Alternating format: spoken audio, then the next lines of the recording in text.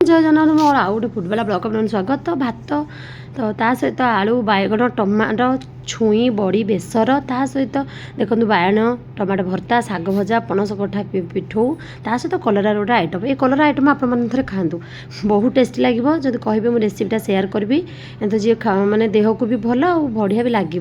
तो तापर खाई सारा आम सासू खाई मटर तरकारी बढ़ी मटर तरकारी पियाज मिक्सचर दही आम मटर तरकारी बढ़ला एमती मटर चाट बन खाईदे तो खाई चकुली पिठा टी सुजी खीरी एमती सब फ्रिज थी मिसी मासी कर खाई चकुली पिठा टी करके सासू बहु टिफिन। तो तापर लंच रे से भात आम खाई बेसर भात भजा भर्ता। तो तापर इवनिंग रे आणिक आसते गुपचुप तो मो पुअर बहुत प्रिय आ बोर भी मत बाहर गुपचुप ये भल नुह आ तो आनी कौन करवा तो टे मीठा खाई देकी गुपचुप टे खाई मो पुओ तो देखुना कि असंभाल आगुआ देखे पकाउची एत भल जे। तो प्रार्थना कलापर खाई तो एमती आम गोटे गोटे जय जगन्नाथ।